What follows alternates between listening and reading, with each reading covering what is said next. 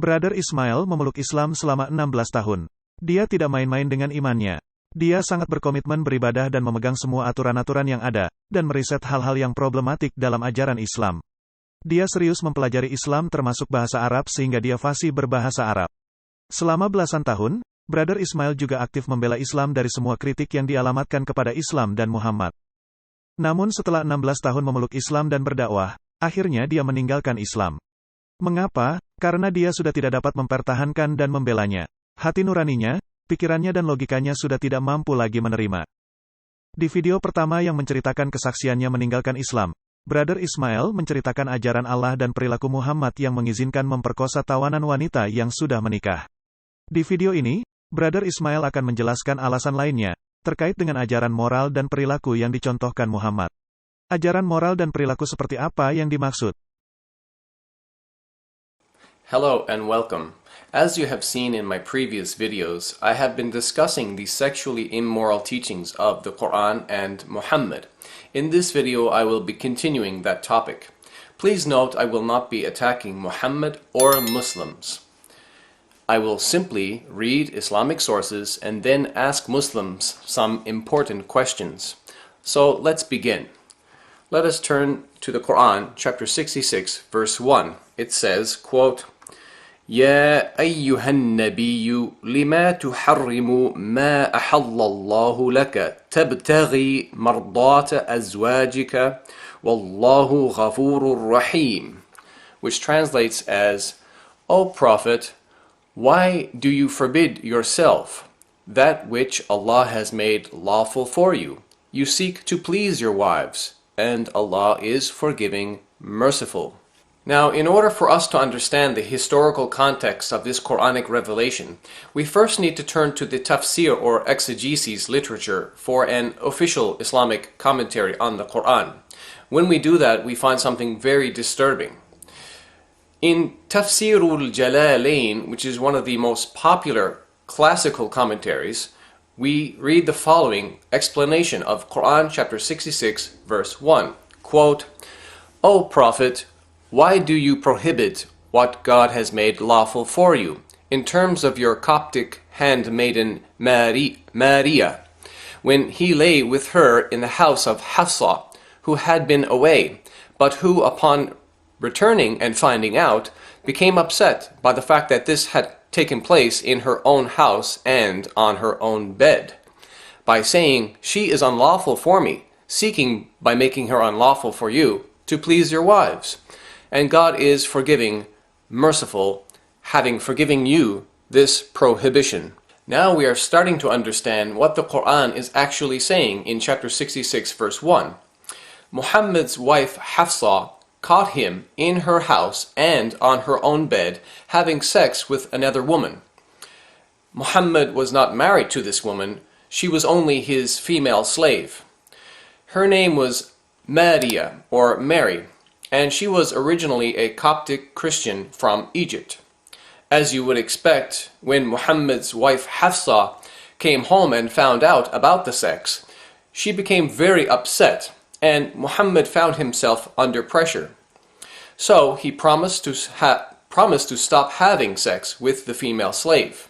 And when we continue reading the tafsir for just 2 verses later in ayah number 3, we notice that Muhammad was seeking to avoid further embarrassment because he told his wife, do not reveal it.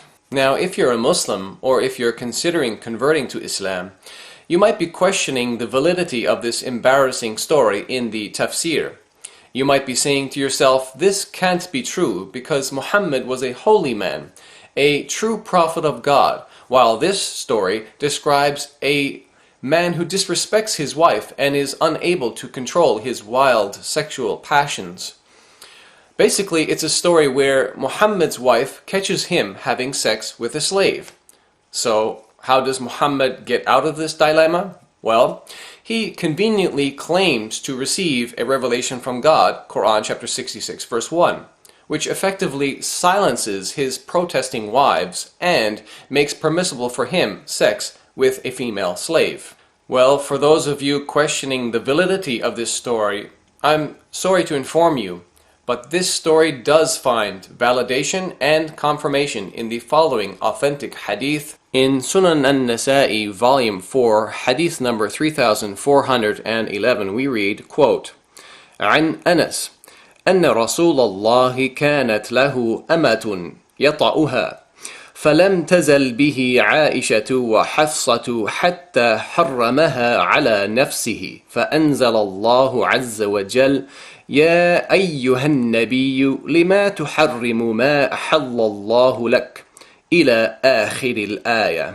The translation is, it was narrated from Anas that the Messenger of Allah, meaning Muhammad, had a female slave with whom he had sexual intercourse, but Aisha and Hafsa would not leave him alone until he said that she was forbidden for him. Then Allah, the Mighty and Sublime, revealed, quote, O Prophet, why do you forbid for yourself that which Allah has allowed to you? Quran 66, verse 1, until the end of the verse. And this hadith is indeed sahih or authentic. Mari kita baca dari terjemahan hadis Sunan An-Nasa'i bahasa Indonesia, agar semakin jelas dan semakin yakin. Telah menceritakan kepada kami Hamad bin Salamah, dari Sabit, dari Anas, bahwa Rasulullah Shallallahu Alaihi Wasallam memiliki budak yang beliau gauli. Dan Aisyah serta Hafsah masih berada bersama beliau, hingga beliau mengharamkan atas diri beliau. Kemudian Allah Azza wa Jalla menurunkan ayat, Hai Nabi, mengapa kamu mengharamkan apa yang Allah halalkan bagimu? Sampai akhir ayat. So as you have just seen, this story is indeed authentic, and is therefore very damaging to the reputation of Muhammad. Listen, I'm not making this story up. Instead, you've seen it yourselves directly from the Islamic sources. And if you're angry right now, then you're not angry at me. Actually, you're angry at the sources of Islam. And in fact, if Islam didn't teach these things, I wouldn't even be making these videos. And think about it. To add insult to injury, just read Quran chapter 66 verses 3 to 5.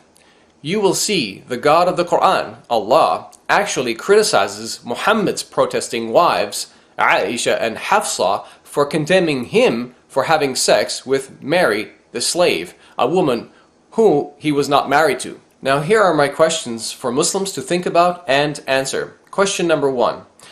Why didn't Muhammad just wait for his wife Hafsa to come home and fulfill his sexual desires with her, rather than having sex with a female slave in the temporary absence of Hafsa?